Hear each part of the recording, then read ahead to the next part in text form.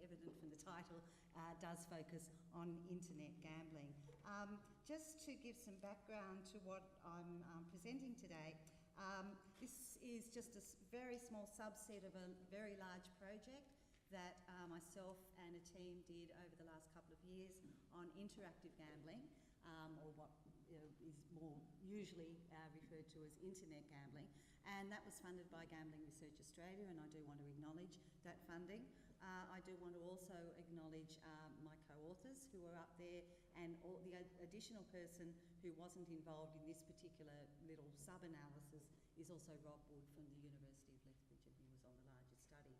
That larger study on interactive gambling, GRA tells me they plan to release that about the end of March, early April. So if you're really looking for something, if you really want to read 400 pages and something, you can pick up that report. It's a pretty meaty report.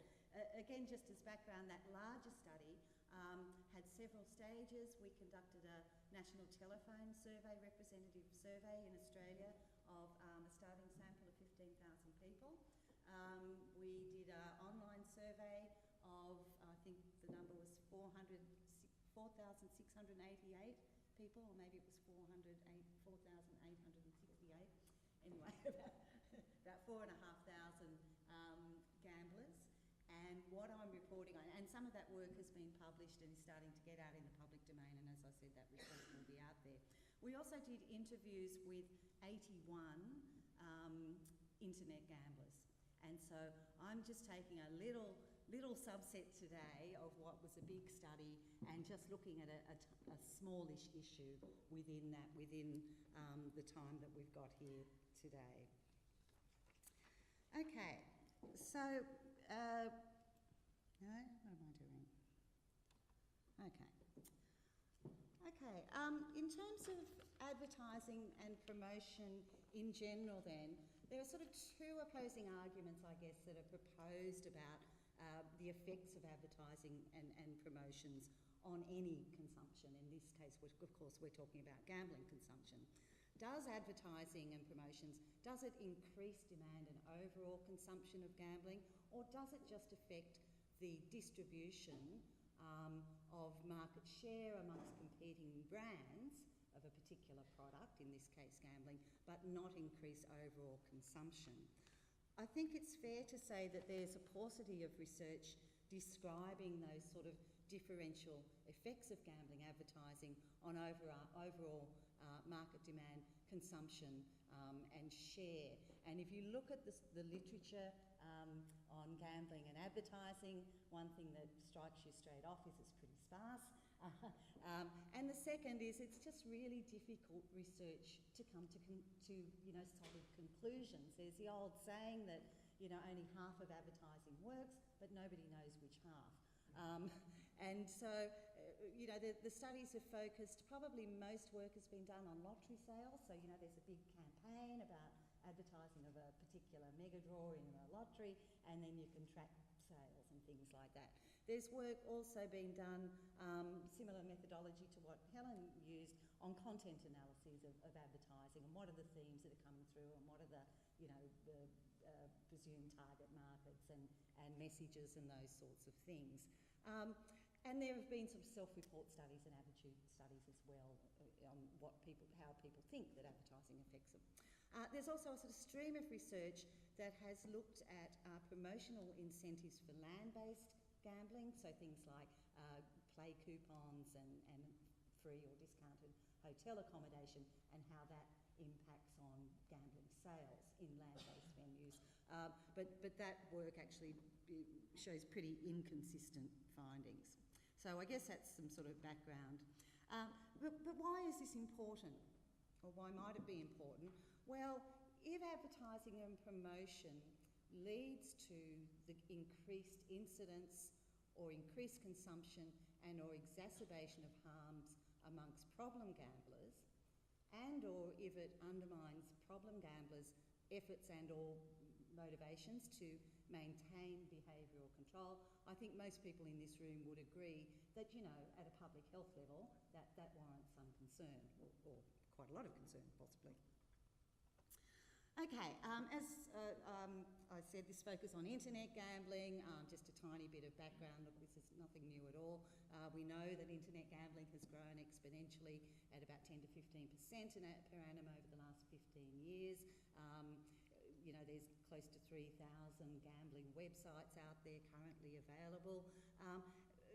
And we've also probably just observed and read about and heard about the volume of advertising for internet gambling that has similarly escalated. Look, I did look for some sort of global figures on advertising spend, but I'm sure they're out there somewhere, but I couldn't put my hand on it fairly readily. I think the other trend that's happening is that in the bigger picture of gambling advertising, that advertising is increasingly migrating to the internet to better target internet gamblers. While there's still a small proportion of the population, people who gamble on using the internet, that trend, of course, is continuing to go up. And there's also the sense, or not the sense, the reality that... didn't touch a thing. The reality that there are some tighter restrictions on advertising through traditional media.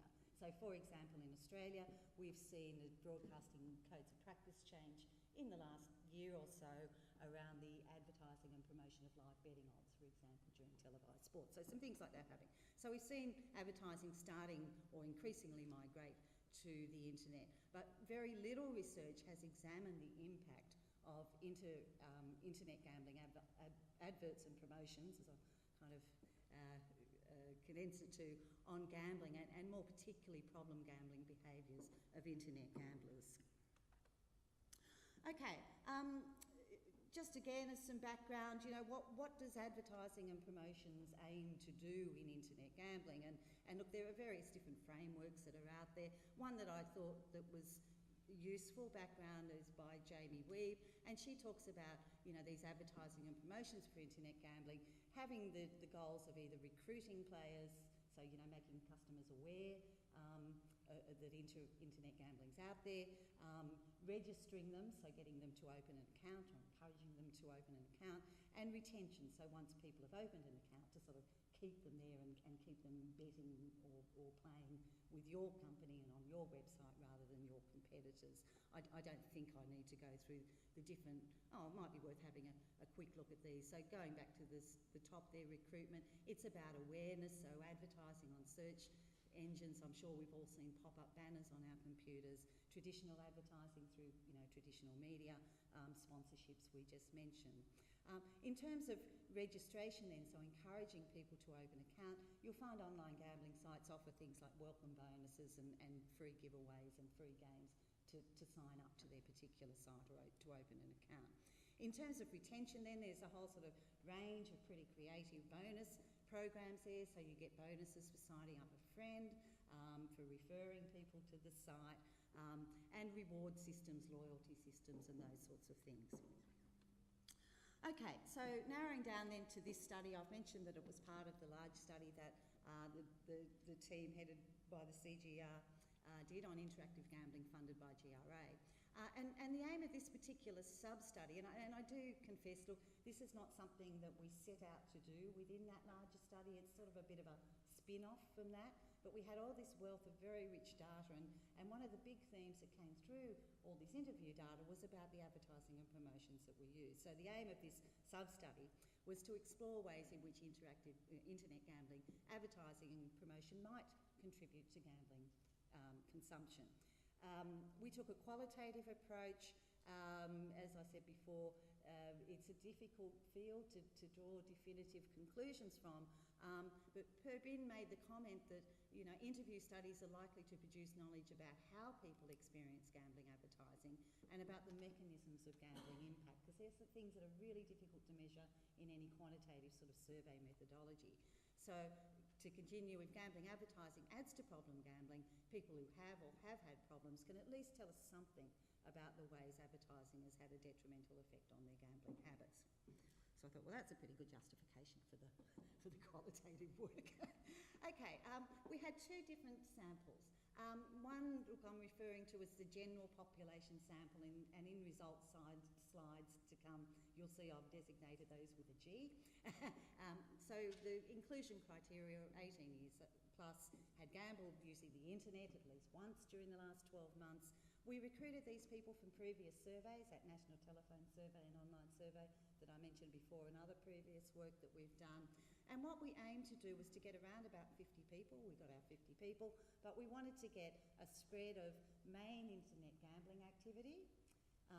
And you'll see down on the left-hand side the different activities. So we wanted to get, you know, a spread of respondents or participants whose main activity were those different forms. And you'll see there's sort of multiple forms there as well. What we found that was a lot of people sort of said, well, I like it all, or I do it all, or I like sports betting and racing equally, or EGMs and casinos equally on the internet. So we had a sort of multiple forms group as well. We also wanted to get a spread of people with varying PGSI scores, just again to give us that sort of cross-section of people. So we had, with their permission, their PGSI scores that they'd filled in from those previous surveys, and we were able to sort of sample within that, and we categorised people as PGSI low, 0 to 2, and PGSI high, 3 plus. Anyway, to get those 50 people. So that's the general population survey. Okay, the other sample we had was what we call the treatment sample, which will be designated with a T in the results slide. And these were people, not surprisingly, with that designation who were engaged in or seeking treatment for a gambling problem. We advertised for people. We recruited 23 of these people from online advertisements, 7 through the gambling helplines. I don't think Simone's here, but thank you again, Simone. And 1 through word of mouth. Gave us a total of 31. Our target was 30. We got 31. There was a gender imbalance in both of those samples. I think I forgot to mention in the general population sample that there were only, I think it was 4 women and 46 men. And in this particular sample, only 6 women and 25 men. I think that a little bit reflects the nature of who's gambling on the internet, but both samples are definitely skewed in that direction. And amongst this treatment sample, you'll see there's 2 columns there. Again, we tried to get, or we ended up with, people with problems on different gambling activities. You'll see that column that's headed the main type of problematic gambling activity, not surprisingly EGMs is up there, but race betting as well, and then much smaller numbers of the other types of gambling. The column on the right is their main type of problematic internet gambling. So we asked people, you know, what was your most problematic type of gambling, and then what was your most problematic type of internet gambling. And you'll see that the highest number there is for race betting. Now look, this is a convenient sample, you know, don't draw any global conclusions from that. It's just really explaining where these people are at, I guess. So we got some good diversity, I think, in both samples. Okay, we did telephone interviews, 30 to 60 minutes duration, and we did them at the end of 2012 and into 2013. We had clinical psychologists doing the treatment sample interviews and a trained researcher doing the, or trained interview I should say, and researcher doing the general population interviews. We recorded all interviews, we had them transcribed verbatim by a professional transcription service, and they were semi-structured. Now these interviews weren't designed particularly for this purpose. They covered a whole range of issues about internet gambling that were specific to the tender brief that we were doing for GRA. The questions or the areas of questioning where people talk most about advertising and promotions was when we asked their personal history of gambling, why they started internet gambling, you know, any changes, had it increased, decreased, and what had brought about those changes. We did have, we asked particularly about features of online gambling contributing to any gambling-related problems that people had experienced, and we did specifically ask for their experiences around online gambling advertising and promotions, and our analysis was assisted by NVivo software. Okay, moving on to results then. How did the participants first become aware of internet gambling? So you'll see I've got the G sample, the general population sample, and the T sample, the treatment sample. So the G sample, general population, the large majority of them did become aware of internet gambling through advertising and promotions. That was in stark contrast to the treatment sample, who mostly found out about internet gambling, that it actually existed, that they could bet, on races online, not just at the local TAB agency, more through word of mouth and friends' recommendations. And the amount of talk, I guess, in interviews about these bonuses offered by internet gambling operators to refer a friend and you'll get $100 bet bonus or whatever is, I guess, clearly working, one would assume from looking at that. Okay, so when we think about how advertising and promotion might increase overall gambling consumption, if in fact it does, really there are 4 ways that that can happen in a gambling sense. The adverts and promos can attract totally new users of gambling. So I've never gambled before, I see an ad about an internet gambling site, I think that's a good idea, and I do that, and that's my first experience of gambling. That's one way that overall consumption can be increased. It can also happen through increased consumption amongst existing users. So I see a promotion, I think that's a fantastic thing. I'm going to bet when I wouldn't have otherwise if I hadn't have seen that particular promotion. And I'll give you some examples of quotes later where people talk about how some of the promotions extended their frequency of gambling, the expenditure on gambling, and their session length on gambling.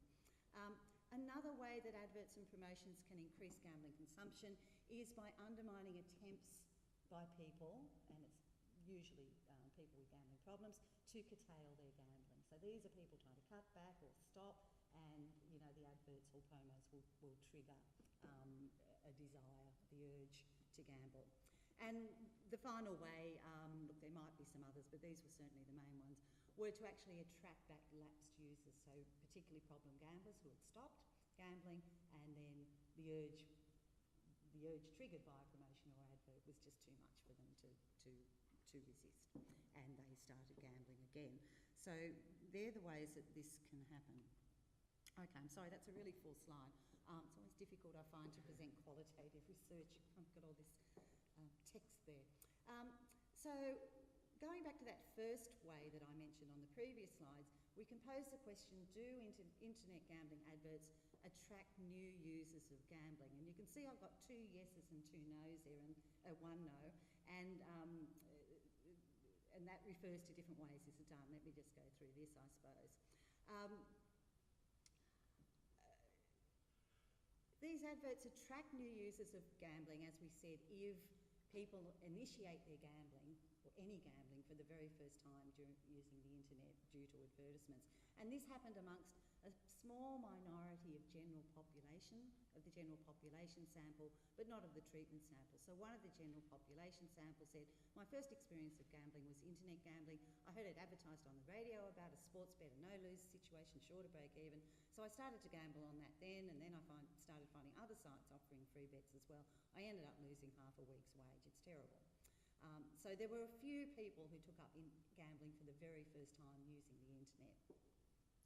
Other people took up additional forms of gambling using the internet due to the advertisements, and this was a small minority of both samples. So again, a quote from the general population sample participant. It was by accident that I came across it. I was working on my computer and it said play poker online. I put $50 out of my credit card. I won 200, but I didn't know how to get the money back, and I ended up spending it on roulette and online. What was happening for most people, though, was that they were simply shifting their access from gambling on a land-based form to the same form on internet gambling. And this was happening particularly with racing and lottery. So people would go to their local TAB, not aware that, interactive gambling was around there, that there was an interactive mode to do it on, I should say, and they would see an advertisement in their land-based TAB, you can now do this online. And same with lottery. I looked at lottery results on such and such website, and then I realised you could actually get lottery online that way. So that shifting access is not increasing overall consumption, it's just changing the mode that people are accessing gambling. Moving on to that second mechanism, we can ask, do these adverts increase consumption amongst existing users? So focusing just on the general population sample, first of all, yes, there was certainly some evidence of this happening, but again, it was pretty small. One person said they send you those things, if you find these icons you get 2 extra games. Because you're already logged in there and because my credit card details are there, I'll just go ahead and buy a few games anyway. So they kind of suck you in that way too. I've never found an icon to actually get a game. I think we found probably 2 of the only problem lottery players in Australia in our interview samples. I was really quite surprised about that. The second quote there is from a sports betting or someone whose main activity online was sports betting. Sometimes there are better odds advertised on sports betting sites that would make you more inclined to bet on a market that you wouldn't normally do. And then sometimes they might say, bet on this, and if this happens, then you get your money back. There are these sort of risk-free bets that are promoted. So something I wouldn't normally bet on, but would be more inclined to bet on it due to the advertisement. So there was this sense of, amongst the general population, that, you know, a few of them, they'd see advertisements and yes, it would increase their consumption. This was much more common, as you would expect, amongst the treatment sample. So nearly half the treatment sample reported that these adverts increased their consumption. They were already using the internet for gambling, but the adverts and promotions increased their consumption. Why was that? People said it made the activity more interesting and attractive. Other people said things like, well, you know, they provide inducements for long enough to build addiction, at which point, interestingly, the promotions and free bonuses decline. They encourage people to open an account, and once that account is open, that facilitates further gambling on the internet. There were some promotions that people felt specifically encouraged them to chase losses. And the last point is one I'll come back to in a moment, is that they extend gambling playing time through promotions with what are called play-through conditions. And as I said, I'll come back to that in a minute. So just some quotes, again from the treatment sample. You know, one of them said they dangle carrots in front of you and make you become familiar and addicted, and then they get you and withhold the bonuses, that is. I've been a real slave to it this last 6 months. It's quite insidious, said a female EGM player. And from a race betting gambler, basically they're designed for you to put your money in and then get you on the hook. What it does is it puts you in the vortex. You're in the system then and you're going to start getting all the offers. It's a trick. Once you've opened an account, you think, oh, well, the Melbourne Cup's is coming up. I've got that account open now. I'll just do it through that. Going back to those promotions with play-through conditions, I think this was a major theme or sub-theme that came through. So I think the quote up there explains the way they work. So they, the operators, offer you bonuses subject to conditions of play. So if you put in $100 and they're giving you an extra $300 on top of that, so a matched bonus, which is very common, you can't even withdraw your initial $100 because you've got those play-through requirements. And some of them require you to play through that money several times. So you can't just put your $100 in and get it back, you know, if you've taken their bonus as well. And it's very difficult to get money, and it would take days and days. Out of all the money I spent, I never cashed in. You end up using it because it's so slow to withdraw. So I guess the points related to that are that, okay, extra consumption doesn't always involve extra expenditure if free or matched deposits are provided by operators. But what it does do is it gives people more money to play with, and so they're spending extra time gambling and more time being exposed to a potentially addictive activity. And the treatment sample gave lots and lots of examples of how those play-through conditions of some promotions and the difficulties of withdrawing winnings increase both their gambling time and expenditure. Okay, moving on to, I think I'm up to the third point on that slide you've probably forgotten. Do interactive gambling adverts undermine attempts to curtail gambling? And I think we have to conclude yes for some people. So the treatment sample gave many, many examples of being tempted by internet promotions, and some were unable to resist those triggered urges despite their earlier decisions to quit. These were people, most of whom were in treatment or they were seeking treatment. So they were taking action to do something about their gambling. And it reminded people about gambling and provided tempting bonuses and provided one of them said, I don't like it, I think there's too many ads on TV, interestingly. I dislike it because it's influencing you, giving you the idea to gamble, reminding you to gamble, where you might